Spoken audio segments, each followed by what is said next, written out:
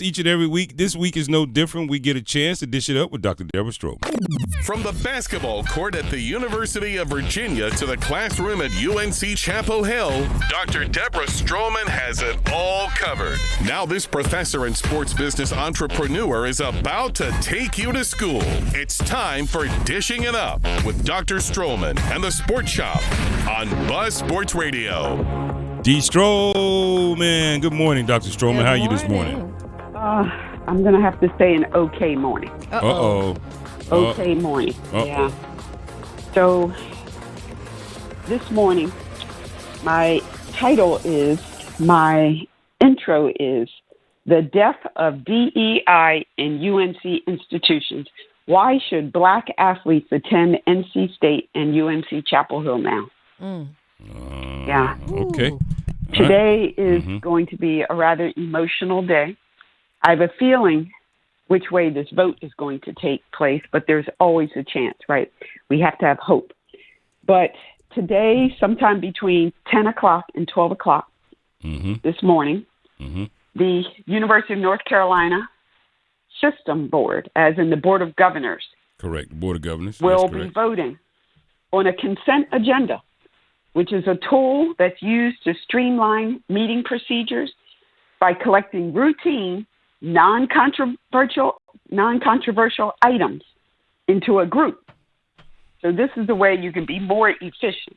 That's but right. There is no way, unless you are just completely out of touch with the world, that you would think voting on DEI at our 17 institutions, including the School of Arts, including the School of Science and Mathematics, that DEI is not controversial. That's right. So going back to the history of DEI, again, no brainer, but I'm biased, right? This is what I study. This is what I believe in. This is what I was born to do, is to educate. But these initiatives, they're seen in business, schools, government.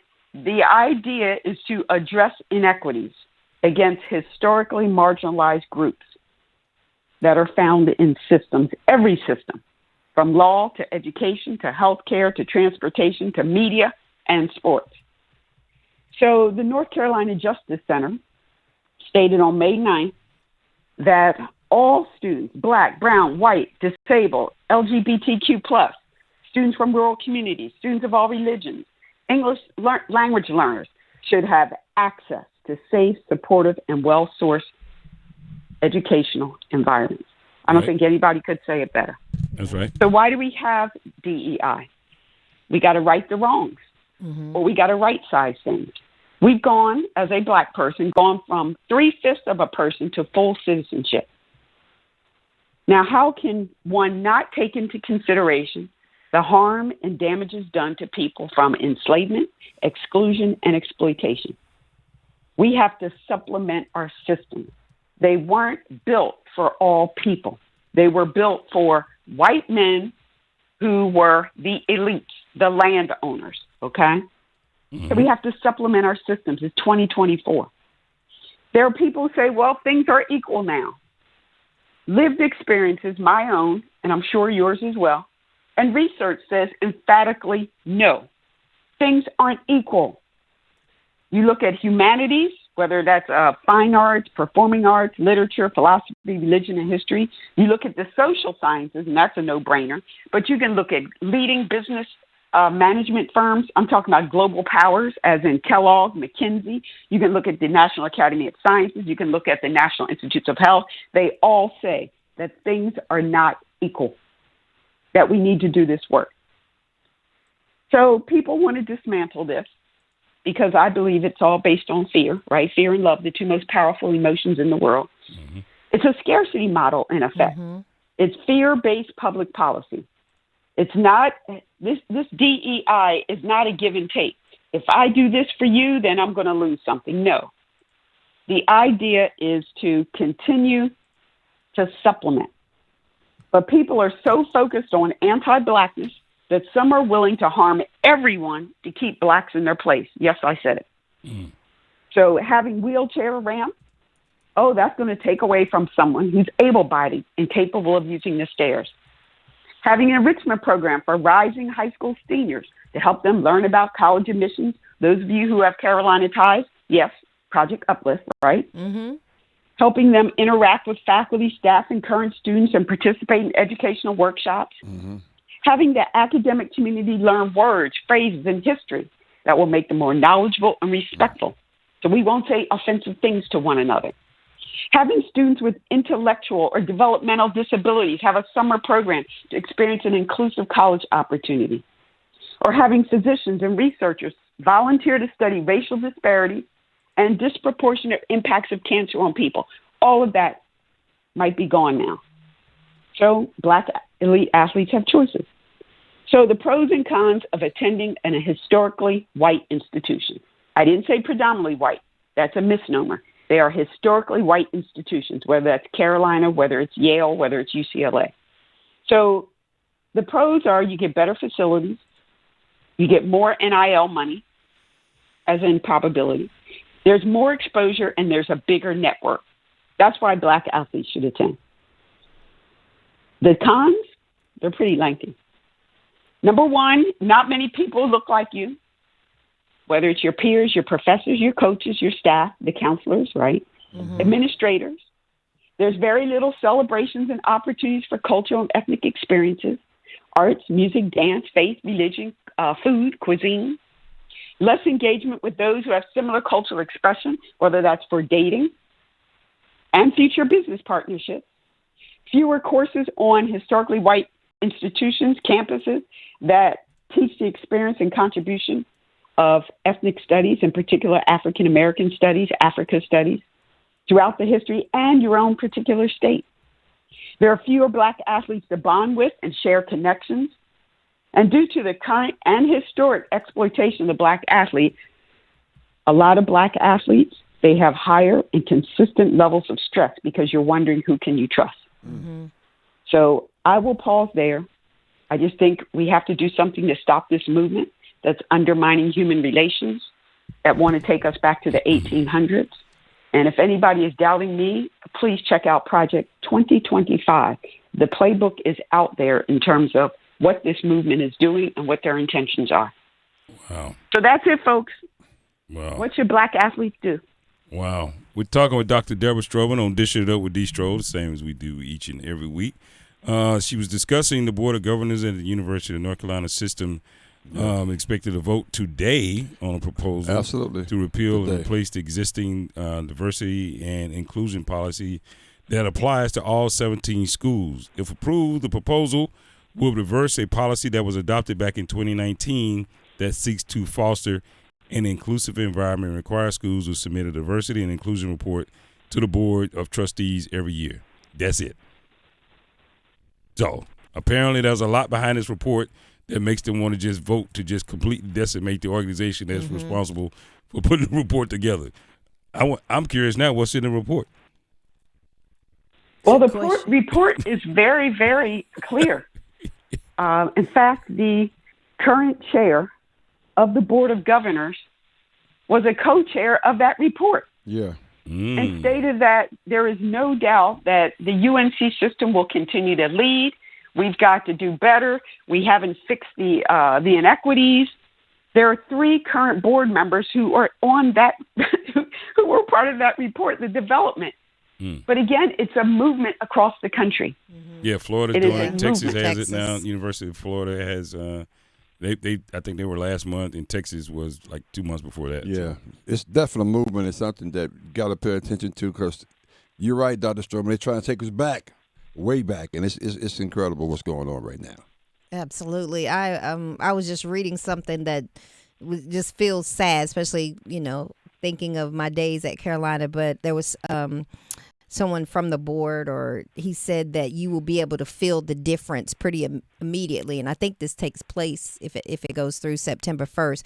But it says the campuses will be significantly less welcoming, less safe, less supportive. The academic lives are going to suffer. Social lives are going to suffer.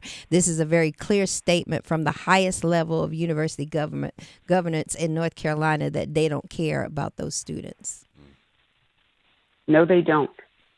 So we know the mayor of Birmingham, right, Randall Woodfin. Yep. He says that black athletes should leave Alabama if they're anti-DEI bill, and he has no problem organizing black parents and athletes to attend other institutions. This is heavy for me because, I love Virginia, I love Carolina, I love the ACC, and certainly other programs across the country that have touched me in a real deep way, life-changing type relationships and experiences. And to think that the UNC that I earned a degree from, the UNC that I was able to be blessed to be a coach for women's basketball, the UNC that has blessed me immensely as a professor, it's gone.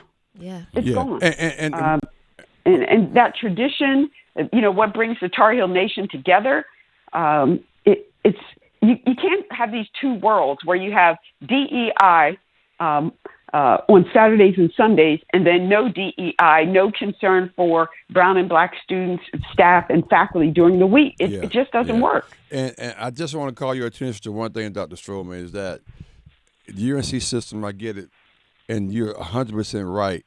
But you just can also got to look at downtown Raleigh and the General Assembly, because I'm telling you right now, they control what's happening at the Board of Governors. Well, that's not a but. That's an and. Yeah. Right?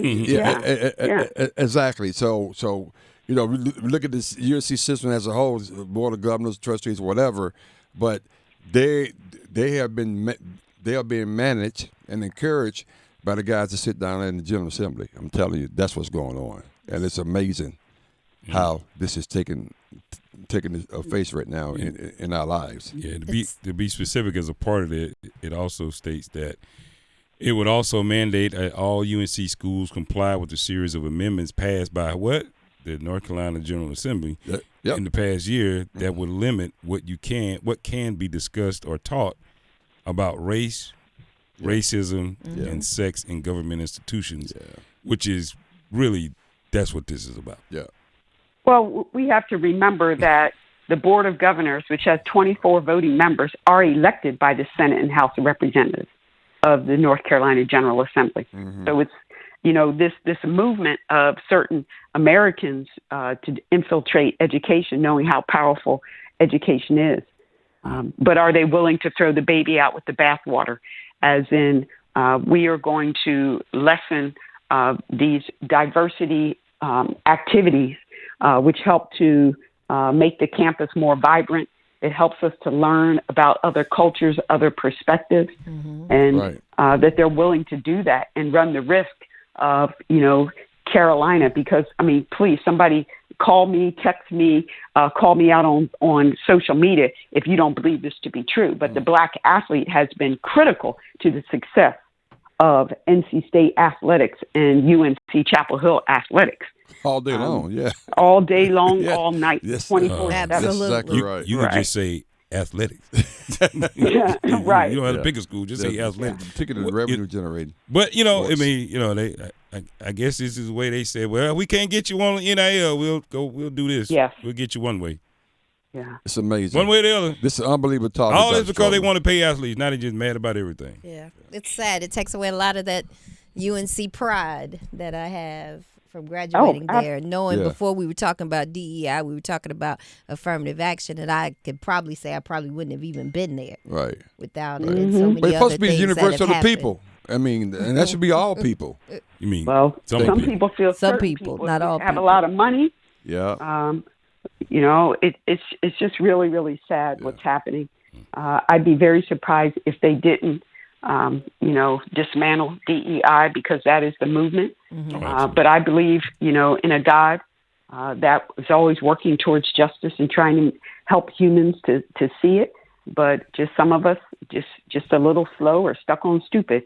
And then there are those that I do believe, there's evil and there's good in this world. And to think that you would take people, whether it's military, LGBTQ, brown, black, disabled, whatever, and not allow them to have access to opportunities, not allow them to have the full experience, that just goes against everything, in my faith.